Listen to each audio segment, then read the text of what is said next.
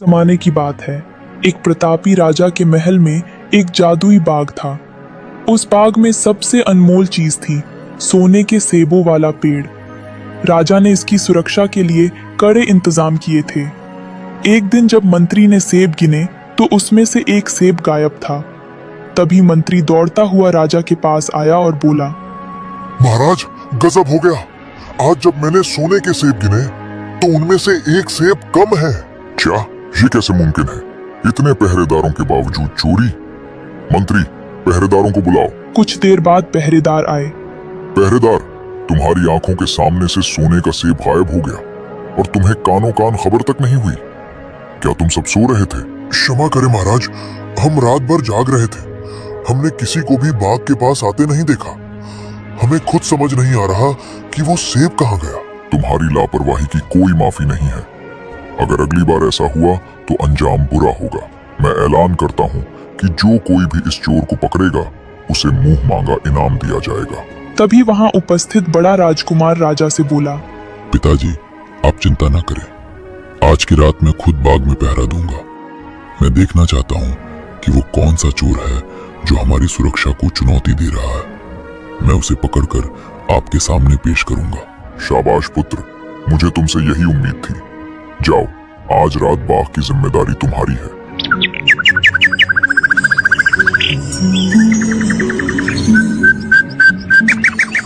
रात हुई। राजकुमार पहरा देने लगा, लेकिन बड़े राजकुमार का घमंड काम न आया। पहरे पर बैठने के 2 घंटे बाद ही उसे गहरी नींद आ गई।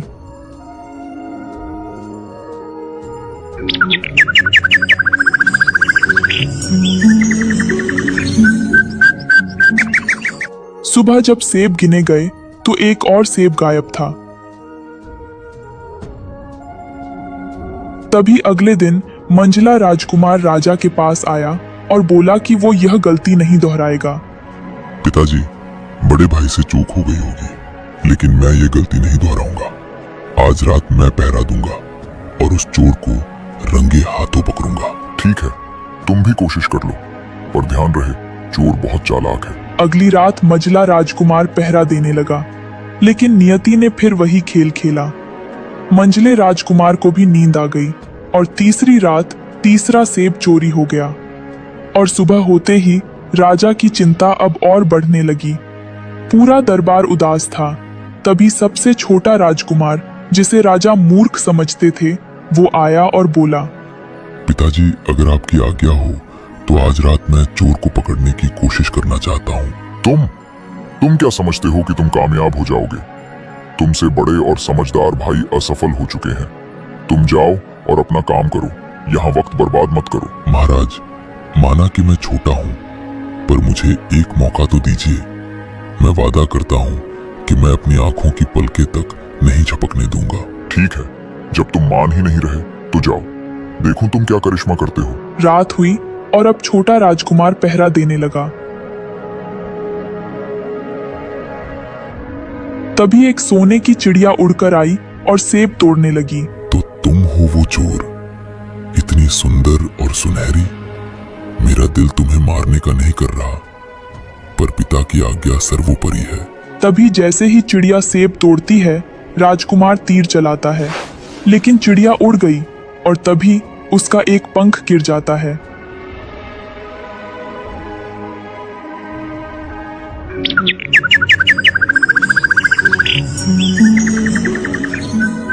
सुबह होते ही छोटा राजकुमार चिड़िया का पंख लेकर राजा के पास दरबार में गया। पिताजी, ये चोर कोई मनुष्य नहीं बल्कि एक सोने की चिड़िया थी। क्या सोने की चिड़िया? क्या तुमने उसे मारने की कोशिश नहीं की? वह उड़ गई और उसी समय उसका ये पंख जमीन पर गिरा। इतना सुंदर पंख, वो भी सोने का। मुझे वो सुंदर चिड़िया चाहिए। तुम में से कोई उसे ढूंढ सकता है क्या? पिताजी, सबसे पहले मैं उस चिड़िया को ढूंढने जाऊंगा। अगले दिन राजा के आदेश पर बड़ा भाई चिड़िया की खोज में निकल गया और कुछ दूर जाने के बाद जंगल में उसे लोमड़ी मिली।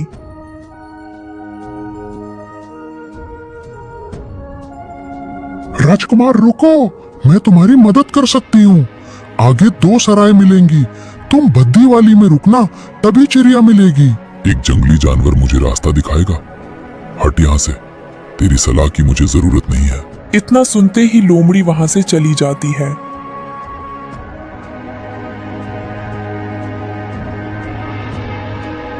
और राजकुमार सजी धजी सराय में जाकर रुक जाता है और सब भूल जाता है। अगले दिन जब बड़ा राजकुमार नहीं लौटा, तब मझला राजकुमार भी चिड़िया की खोज में उसी रास्ते से गुजरा। राजकुमार, अपने बड़े भाई की तरह गलती मत करना। मामूली सराय में रुकना, वरना भटक जाओगे।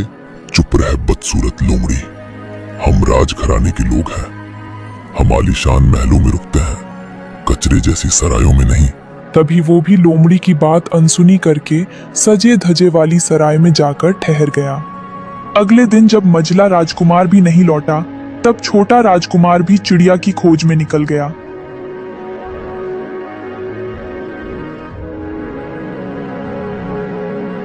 अंत में छोटा राजकुमार लोमड़ी से मिलता है। राजकुमार, क्या तुम भी मुझ पर तीर चलाओगे? नहीं मित्र, तुम बेजुबान हो और मुझे लगता है कि तुम कुछ कहना चाहती हो। बताओ, मैं तुम्हारी क्या सेवा कर सकता हूँ? तुम दयालु हो, मेरी सलाह मानो। आगे चमक धमक वाली सराय को छोड़ पुरानी सराय में रुकना। तुम्हारी सफलता वहीं छुपी है। ठीक है, जैसा तुम कहोगी मैं वैसा ही करूंगा। चलो मेरे पीछे पीछे, मैं तुम्हें वहां पहुंचा देती हूँ। जहां बड़े भाइयों ने अहंकार में आकर लोमड़ी का अपमान किया, वहीं छोटे राजकुमार ने विनम्रता दिखाई और लोमड़ी के साथ पुरानी सराय में चल गया। सराय में रात बिताने के बाद छोटा राजकुमार सुबह सुबह अपनी यात्रा पर निकलता है। कुछ ही दूर जाने पर उसे झाड़ियों के पीछे से वही लोमड़ी बाहर आती हुई दिखती है। सुप्रभात राजकुमार, मुझे खुशी है कि तुमने मेरी सलाह मानी और उस पुरानी सराय में रुके। तुम्हारी यही समझदारी तुम्हें मंजिल तक ले जाएगी। क्या तुम आगे बढ़ने के लिए तैयार हो? सुप्रभात मित्र। हाँ, मैं पूरी तरह तैयार हूँ। बस अब तुम मुझे रास्ता बताओ कि वो सोने की चिड़िया मुझे कहाँ मिलेगी। मैं उसे जल्द से जल्द अपने पिता के पास ले जाना चाहता हूँ। धीरज रखो राजकुमार, अब जो मैं कह रही हूँ उसे अपने दिमाग में पत्थर की लकीर बना लो। यहाँ से तुम बिल्कुल सीधे जाओ। कुछ कोस चलने के बाद तुम्हें एक बहुत विशाल किला दिखाई देगा। पर वहां तो पहरेदार होंगे, सेना होगी। मैं अकेला उनके बीच कैसे घुस पाऊंगा? यही तो जादू है। जब तुम वहां पहुंचोगे तो देखोगे कि सभी सिपाही गहरी नींद में सो रहे हैं। तुम्हें उनसे डरने की बिल्कुल जरूरत नहीं है। तुम बेधड़क उनके बीच से निकलकर किले के सबसे खास कमरे में चले जाना।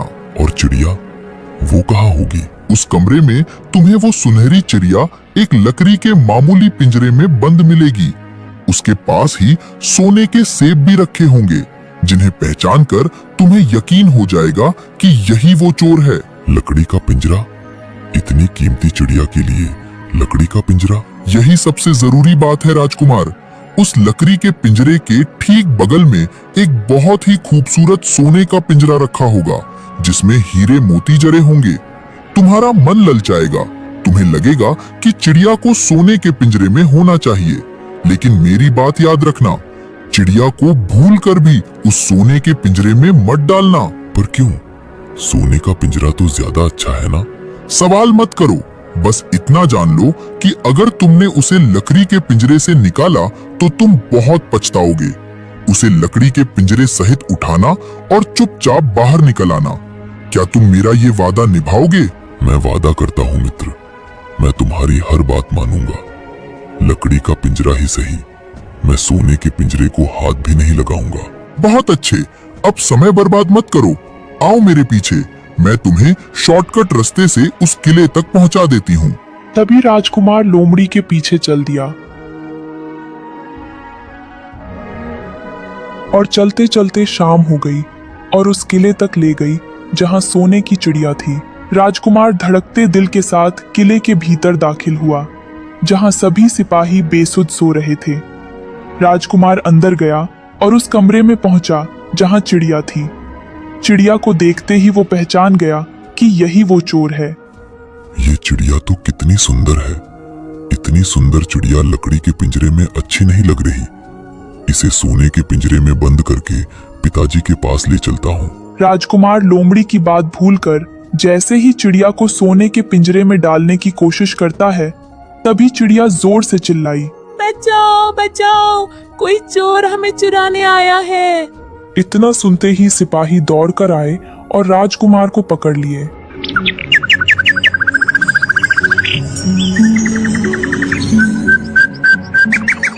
और सुबह होते ही राजा के पास ले गए। तो तुम हो वो मामूली चोर।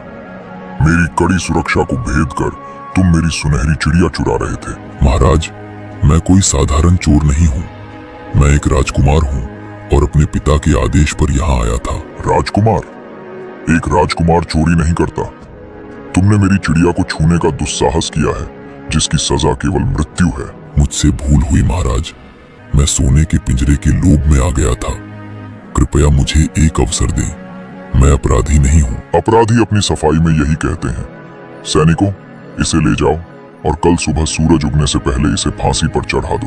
ठहरिए महाराज, क्या एक राजा की शोभा किसी की जान लेने में है? क्या कोई ऐसा रास्ता नहीं जिससे मैं अपना गुनाह माफ करा सकूं?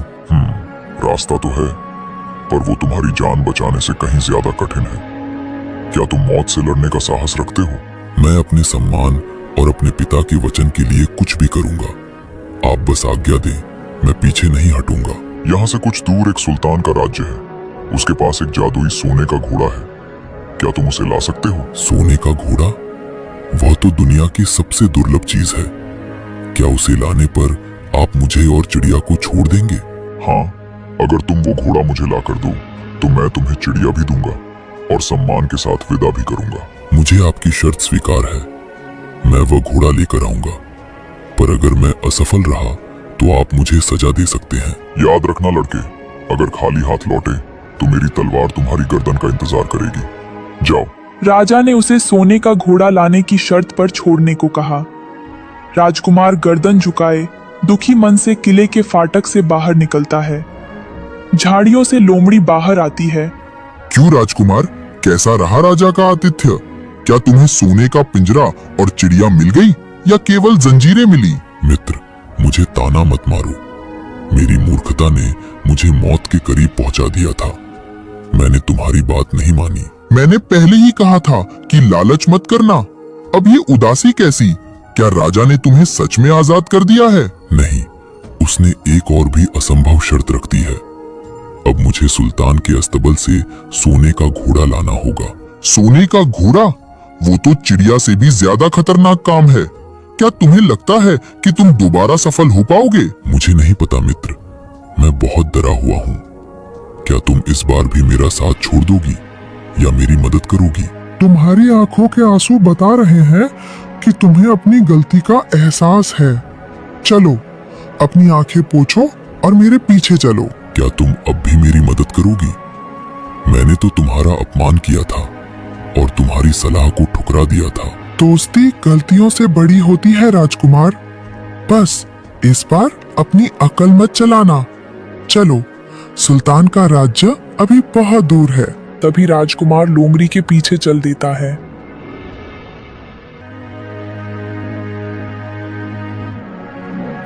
लोमड़ी की मदद से राजकुमार रात होते ही दूसरे किले तक पहुंचता है। जाओ राजकुमार, यही वो किला है जहां पर तुमको सोने का घोड़ा मिलेगा। मेरी एक बात याद रखना, वहां पर एक चमड़े का जीव होगा। वही घोड़े पर रखना और लेकर चले आना। अब बगल में एक सोने की जिन होगी, उसे छूना भी मत। तभी वो अंदर जाता है और वहां वह सोने के घोड़े को देखकर दंग रह जाता है। वाह, कितना अद्भुत घोड़ा है। इसकी चमक तो सूरज को भी मात दे रही है। तभी उसकी नजर पुरानी और सोने की जीन पर पड़ती है।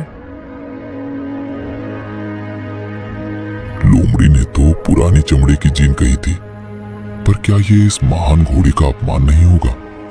इस सोने के घोड़े पर तो ये हीरे मोतियों वाली जीन ही सजेगी। शायद लोमड़ी को इस सुंदरता का अंदाजा नहीं था। तभी जैसे ही वो सोने की जीन घोड़े पर रखता है, घोड़ा जोर से हिनहिनाता है और सिपाही जाग जाते हैं। ठहरो, हाथ ऊपर करो। तुम कौन हो और हमारे अस्तबल में क्या कर रहे हो? मैं तो बस इस घोड़े को देख रहा था। देख रहे थे या इसे चुराने की साजिश रच रहे थे? देखो, इसके हाथ में सोने की जीन है। ये मामूली चोर नहीं है। मेरी बात तो सुनिए। अब जो कहना है राजा के सामने कहना।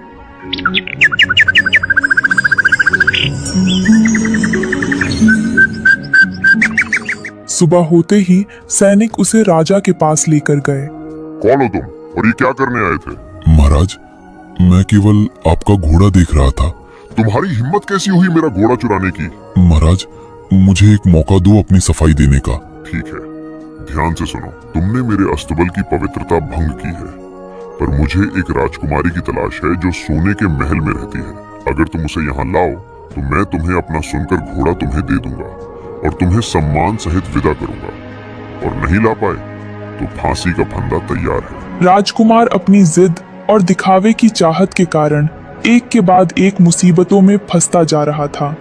उसे लगा था कि वो चीजों को बेहतर बना रहा है, पर असल में वो लोमड़ी की बुद्धिमानी का अपमान कर रहा था। अब उसके सामने सबसे बड़ी चुनौती थी उस राजकुमारी को लाना जिसे उसने कभी देखा भी नहीं था। तभी राजकुमार दूसरे राजा के दरबार से छूटकर बाहर आता है, जहां लोमड़ी पहले से ही उसका इंतजार कर रही थी। राजकुमार का चेहरा उतरा हुआ था।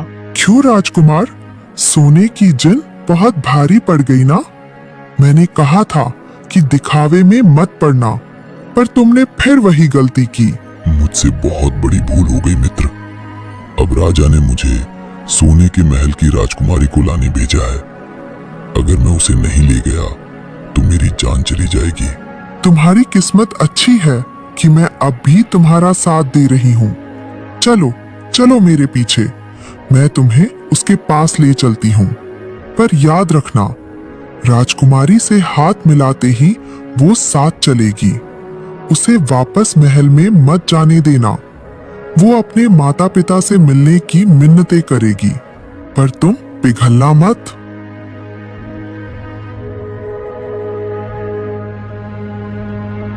कुछ देर चलने के बाद वो राजकुमारी के घर के पास पहुंचे और घर के बाहर खड़ा होकर राजकुमार राजकुमारी का बाहर आने का इंतजार करने लगा। और जैसे ही राजकुमारी बाहर आई, राजकुमार ने आगे बढ़कर उसका हाथ थाम लिया। राजकुमारी, आप मेरे साथ चलिए। मुझे आपको अपने साथ ले जाना होगा। हे सुंदर राजकुमार, जैसे ही तुमने मुझे छुआ, मेरा मन तुम्हारे साथ चलने को तैयार हो गया। मैं तुम्हारी दासी बनने को भी तैयार हूँ, पर मेरी एक छोटी सी विनती सुन लो। कहिए राजकुमारी, क्या बात है? मुझे बस एक बार अपने माता पिता से विदा ले लेने दो। मैं उनसे मिले बिना ऐसे कैसे जा सकती हूँ? क्या तुम मुझ पर इतना भी भरोसा नहीं करोगे? लोमड़ी ने मुझे सख्त चेतावनी दी है। आपको अभी मेरे साथ चलना होगा। क्या तुम इतने कठोर हो? क्या तुम एक बेटी को उसके माता पिता से आखिरी बार मिलने भी नहीं दोगे? अगर तुम मुझे नहीं जाने दोगे तो मैं यहीं तड़प तड़प कर प्राण दे दूंगी। नहीं नहीं, रोइए मत। आपकी आंखों में आंसू मुझसे नहीं देखे जाते। ठीक है, जाइए। तभी राजकुमारी के महल में घुसते ही खतरे की घंटी बज गई और पहरेदार आए और राजकुमार को पकड़कर राजा के सामने लाए। पहरेदार, ये कौन दुस्साहसी है जिसने मेरी पुत्री का हाथ पकड़ने की जुर्रत की? महाराज, ये बाहर छिपा हुआ था। इसने राजकुमारी को बहला फुसलाकर ले जाने की कोशिश की। हमने इसे रंगे हाथों पकड़ा है। इतनी बड़ी गुस्ताखी!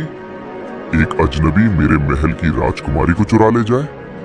सैनिकों, इसे ले जाओ और कल सुबह होते ही फांसी पर लटका दो। मुझे इसकी कोई सफाई नहीं सुननी। महाराज, दया करें, मैं कोई अपहरणकर्ता नहीं हूँ। मुझे मजबूरन यहाँ आना पड़ा। मेरी जान बख्श दीजिए। तुम्हारी जान बच सकती है, पर एक शर्त पर। वो विशाल पहाड़ जो मेरे किले के सामने खड़ा है, इसने मेरे महल की सुंदरता और ताजी हवा रोक रखी है। अगर तुम 8 दिनों के भीतर उस पहाड़ को खोदकर साफ कर दो तो मैं न सिर्फ तुम्हें छोड़ दूंगा, बल्कि राजकुमारी का विवाह भी तुमसे कर दूंगा। 8 दिन में इतना बड़ा पहाड़? तो फिर फांसी के लिए तैयार रहो। चुनाव तुम्हारा है। ठीक है महाराज, जैसा आप कहे। राजकुमार एक बार फिर अपनी भावनाओं में बहकर फंस चुका था। एक छोटी सी कुदाली लेकर वो उस विशाल पहाड़ के सामने खड़ा था जिसे हजारों मजदूर सालों में भी नहीं हटा सकते थे। वो अपनी किस्मत और लोमड़ी की अनसुनी की गई बातों पर रो रहा था। कुछ देर बाद राजकुमार पहाड़ खोदने लगा। धीरे धीरे उसे पहाड़ खोदते हुए 7 दिन बीत चुके थे। राजकुमार के हाथों में छाले पड़ गए थे और वो थकान से चूर होकर सर झुकाए बैठा था। तभी उसे एक जानी पहचानी आहट मिली। क्यों राजकुमार, इस नन्ही सी कुदाली से क्या तुम हिमालय को हिलाने चले थे? तुम्हारे चेहरे की धूल बता रही है कि तुमने अपनी हार मान ली है। मित्र, मुझे माफ कर दो।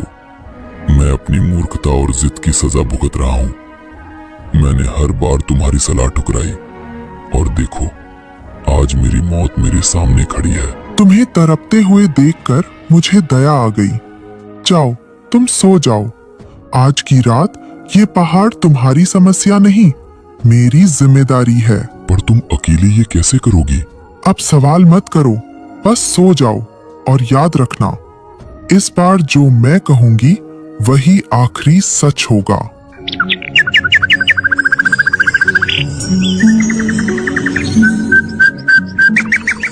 अगली सुबह जब राजा सोकर उठा और देखा तो वो दंग रह गया।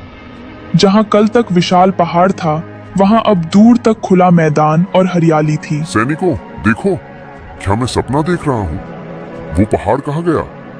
उस अजनबी नौजवान को फौरन मेरे सामने लाओ। कुछ देर बाद राजकुमार को राजा के दरबार में लाया गया। मैंने सोचा था तुम कल सुबह फांसी के फंदे पर होगे, पर तुमने तो इतिहास रच दिया। मैं अपनी बात का पक्का हूँ, आज ही तुम्हारा विवाह मेरी पुत्री से होगा। उसी दिन राजकुमार की शादी राजकुमारी से करा दी गई।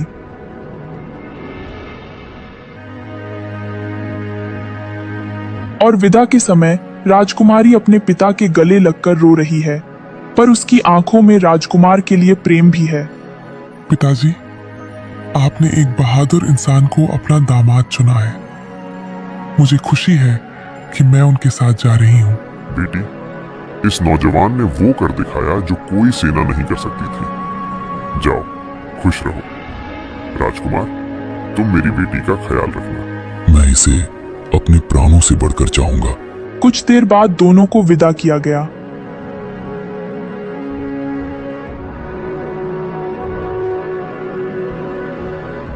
और जैसे ही वे महल से दूर निकले, राजकुमार शांत और गंभीर था। राजकुमार, आप इतने चिंतित क्यों हैं? क्या आप मुझसे विवाह करके खुश नहीं हैं? नहीं राजकुमारी, ऐसी बात नहीं है। मैं बस उस लोमड़ी के बारे में सोच रहा हूँ जिसने मेरा साथ तब दिया जब पूरी दुनिया ने मेरा हाथ छोड़ दिया था। बिना उसके मैं आपके योग्य भी ना होता। कुछ देर बाद वहां लोमड़ी आई और बोली, बधाई हो, जोड़ी बहुत सुंदर है। पर क्या तुम सिर्फ पत्नी को लेकर घर जाओगे? वो घोड़ा और वो चिड़िया अब भी तुम्हारा इंतजार कर रहे हैं। पर मित्र, अब मैं उन्हें कैसे हासिल करूं? मैं तो राजकुमारी को उस दूसरे राजा को सौंपने का वादा कर चुका हूं। हाँ मित्र, अब मैं कोई गलती नहीं करूंगा। तुम्हारी हर सलाह मेरे लिए आदेश है। राजकुमार अब एक बदला हुआ इंसान था। उसने लोमड़ी की जादुई शक्ति और सही सलाह की ताकत को पहचान लिया था। अब वो अपनी मंजिल की ओर बढ़ रहा था, जहां उसे न केवल अपनी पत्नी को बचाना था, बल्कि उन सभी चीजों को हासिल करना था जिनकी खोज में वो निकला था।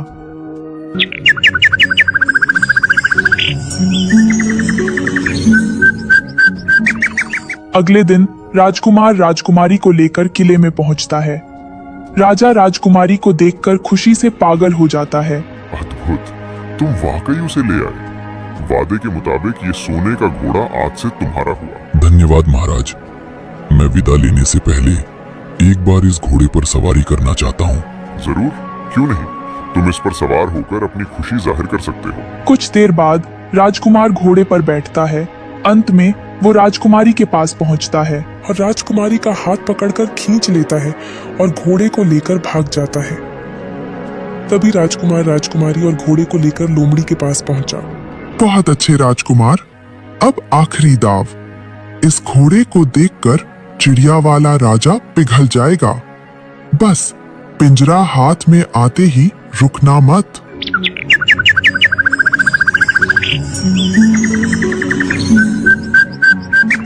अगले दिन वो राजकुमारी को लोमड़ी के पास छोड़कर और सोने का घोड़ा लेकर चिड़िया वाले राजा के पास पहुंचता है। महाराज देखिए, मैं आपके लिए सोने का घोड़ा लाया हूँ, पर इसे देने से पहले मैं चिड़िया को अपने हाथ में लेकर देखना चाहता हूँ कि क्या ये वही चोर है। क्यों नहीं, ये लो पिंजरा, अब ये घोड़ा मेरा हुआ। नहीं महाराज, अब ये घोड़ा और चिड़िया दोनों मेरे हुए। राजकुमार पिंजरा छीनकर घोड़े को तेजी से दौड़ा देता है। राजा और दरबारी बस धूल देखते रह जाते हैं। कुछ देर बाद राजकुमार लोमड़ी के पास पहुंचा।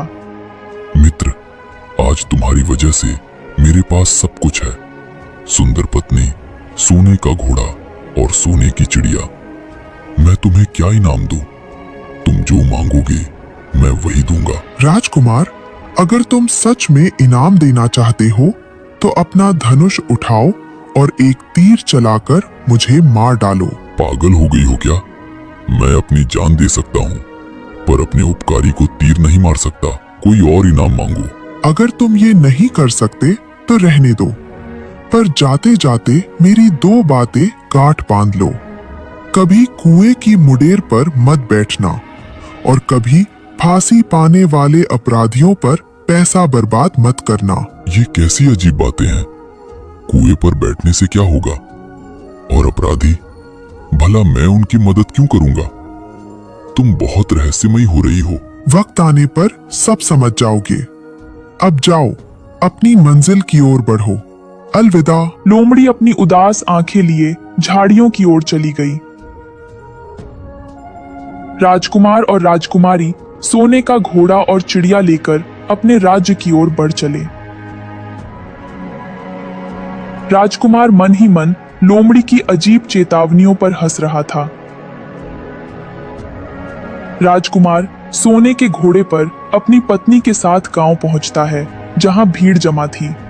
भाइयों, यहाँ इतना शोर क्यों है? आप लोग इन दो आदमियों को फांसी पर क्यों चढ़ा रहे हैं? राजकुमार, ये दोनों बहुत ही दुष्ट हैं। इन्होंने जुए में सारा धन हार दिया, लोगों से कर्ज लिया और उसे चुकाया नहीं।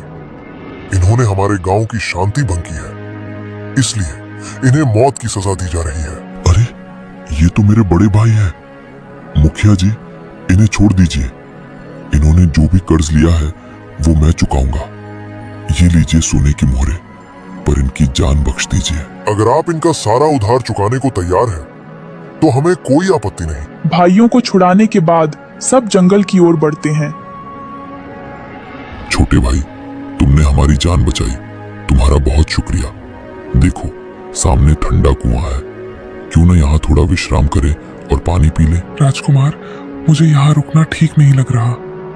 चलिए जल्दी महल चलते हैं।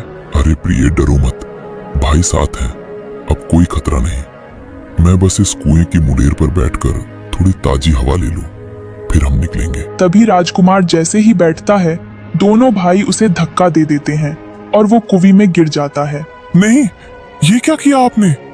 वो आपका अपना भाई है। चुप रहो राजकुमारी, अब से ये घोड़ा, ये चिड़िया और तुम सब हमारे हो। राजा को हम कहेंगे कि ये सब हम लाए हैं।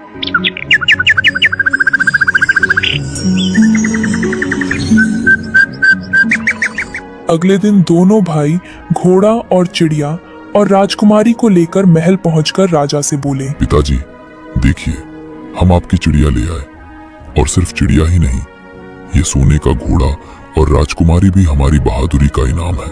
शाबाश मेरे शेरों, मुझे पता था कि मेरे बड़े बेटे ही ये काम कर सकते हैं, पर वो छोटा कहाँ है?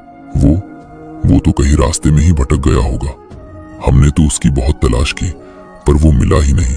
और इधर छोटा राजकुमार कुएं के अंधेरे में बैठा अपनी गलती पर रो रहा था। मैं कितना बड़ा मूर्ख हूँ।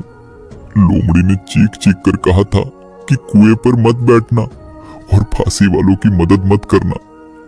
मैंने अपने भाइयों को बचाया और उन्होंने ही मुझे मौत के मुंह में धकेल दिया। तभी कुएं के मुंह पर लोमड़ी दिखती है। क्या हाल है राजकुमार? पानी ठंडा है या तुम्हारी अक्ल अब ठिकाने आई है? मित्र, मैं शर्मिंदा हूँ। मैंने फिर तुम्हारी बात नहीं मानी। अब मैं यहाँ मर जाऊंगा। मेरे भाई राजकुमारी को ले गए। तुम सुधरोगे नहीं, पर मैं तुम्हें यहाँ मरने के लिए नहीं छोड़ सकती। उसके बाद लोमड़ी ने राजकुमार को कुएं से बाहर निकाला। लेकिन एक बात याद रखना, महल में तुम्हारे भाई तुम्हारी जान के दुश्मन बने बैठे हैं, इसलिए संभल कर जाना। ये क्या हो रहा है? जब से ये चिड़िया और घोड़ा आए हैं, इन्होंने खाना पीना छोड़ दिया है। राजकुमारी की आंखों के आंसू नहीं थम रहे। क्या मेरे बेटों ने मुझसे कोई झूठ बोला है? उधर छोटा राजकुमार राजमहल में प्रवेश कर चुका था। ये क्या चमत्कार है? जो घोड़ा हफ्तों से भूखा था, वो आज खुशी से हिनहिना रहा है। और वो सोने की चिड़िया, उसके स्वर इतने मधुर पहले कभी नहीं थे। महाराज, वो चमत्कार नहीं है, वो सच की वापसी है। मेरा सच्चा राजकुमार लौट आया है। बेटी, तुम क्या कह रही हो?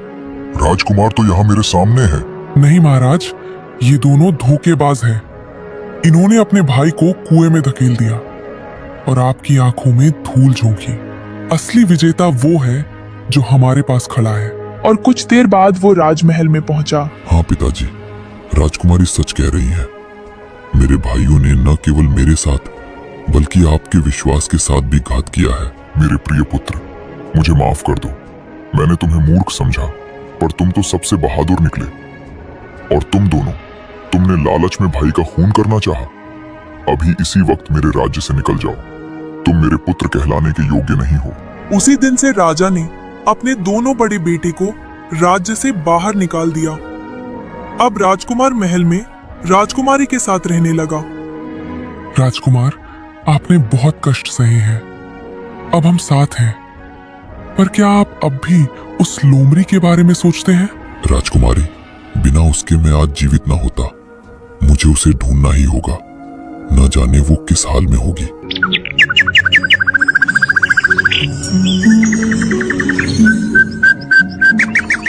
अगले दिन राजकुमार लोमड़ी को खोजते हुए जंगल में निकल गया। उसने बहुत देर खोजा, लेकिन लोमड़ी नहीं मिली। तभी वो एक ऐसी जगह पहुंचा जहां शांति ही शांति थी और संत रामपाल जी बैठे थे। महाराज, मैं आपके शरण में आया हूँ। मैं एक लोमड़ी की खोज में हूँ जिसने मेरी बहुत मदद की है। बेटा, धैर्य रखो, तुम्हें वो लोमड़ी मिल जाएगी। साहिब, अब आप ही हमें उस लोमड़ी तक पहुंचने का रास्ता दिखा सकते हैं। कृपया मुझे बताएं, आखिर वो लोमड़ी मुझे कहाँ मिलेगी? बेटा, ध्यान से सुनो मेरी बात। जिसे तुम लोमड़ी समझ रहे हो और उसने तुम्हारी मदद की, असल में वो लोमड़ी नहीं, वो एक राजकुमार है जो कभी तुम्हारी पत्नी का भाई था। ये आप क्या कह रहे हैं? महाराज, एक लोमड़ी राजकुमार कैसे हो सकती है? क्या वो सच में मेरी पत्नी का भाई है? हाँ बेटा, उसको श्राप मिला है और श्राप के कारण वो राजकुमार से लोमड़ी के रूप में अभी तक है। महाराज, आखिर कोई तो रास्ता होगा जिससे वो फिर से राजकुमार के रूप में हो सके। हाँ, एक रास्ता है। अगर कोई ऐसा इंसान हो जिसकी मदद उस लोमड़ी ने की हो, अगर वो इंसान उस लोमड़ी पर तीर चलाकर मारे, तो वो वापस अपने मनुष्य रूप में बदल जाएगी। महाराज, उसने मेरी मदद की है। अगर मैं उस पर तीर चलाऊं, तो क्या वो अपने मनुष्य रूप में बदल जाएगा? हाँ, अब समय आ गया है कि तुम उस पर तीर चलाओ। लेकिन बाबा, वो मुझे मिलेगी कहाँ? बेटा, वो तुम्हें वहीं मिलेगी जहाँ उसने तुम्हें सही रास्ता दिखाया था। मैं समझ गया बाबा, आप मुझे जाने की आज्ञा दीजिए। अब तुम जाओ, देर मत करो। इतना कहकर राजकुमार वहां से उस लोमड़ी के पास आया।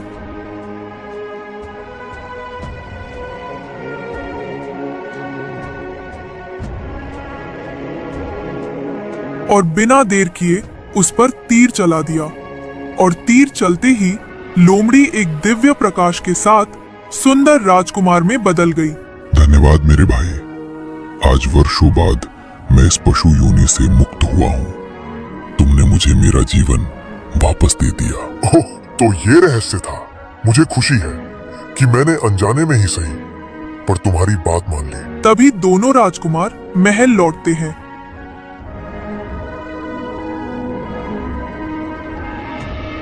राजकुमारी अपने भाई को पहचान लेती है। भैया, क्या ये सचमुच आप हैं? मैं तो हार मान चुकी थी कि आपको कभी देख पाऊंगी। सब इस बहादुर राजकुमार की वजह से मुमकिन हुआ है छोटी। इसने न केवल तुम्हें और सोने की वस्तुओं को पाया, बल्कि मेरा खोया हुआ मान भी लौटाया। उसी दिन से राजा अपने छोटे बेटे का बहुत सम्मान करने लगा और राजकुमारी के भाई को अपना बेटा मानने लगा और सब खुशी से रहने लगे।